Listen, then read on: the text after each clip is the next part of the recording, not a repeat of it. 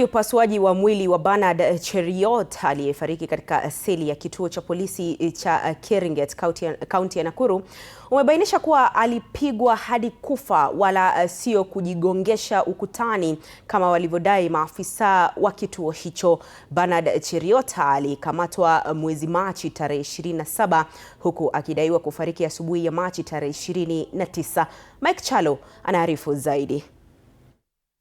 Matokeo ya upasuaji uliofanywa katika makafani ya Olongorueni na mwanapatholojia Titus Ngulungu yalionyesha kuwa karibia kila sehemu ya mwili wa Bernard Cheruiyot ulikuwa na majeraha ya kupigwa na kuteswa, huku ubongo wake ukiwa umeharibika. Mwanapatholojia Titus Ngulungu akisema alama hizo zilikuwa za kupigwa wala si za kujiumiza mwenyewe kama ilivyosemekana, akiongeza kuwa mikono na miguu yake ilionyesha alama za kufungwa kwa kamba. Alafu wakati nimefungua kichwa nimekuta brain imeumia vibaya, ambaye tunaitanga contusion.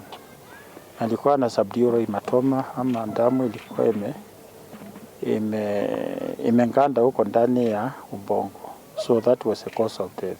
Bernard Cheruiyot mwenye umri wa miaka 33 alikamatwa Machi tarehe 27 na kufungwa kwenye kituo cha polisi cha Keringet katika subcounty ya Kuresoi Kusini. Familia yake ikifahamishwa kuhusu kifo chake siku mbili baadaye tarehe 29. Sasa ile tulifika huko Keringet walituambia bwana yako ako huko hospitali. Tulifika huko hospitali, bwana yangu alikuwa amekufa. Wanaharakati na familia yake sasa wanaitaka mamlaka kutathmini utendakazi wa polisi ya IPOA kuwakamata maafisa wa polisi waliokuwa kwenye zamu usiku wa tukio ili kubainisha aliyehusika na kifo chake.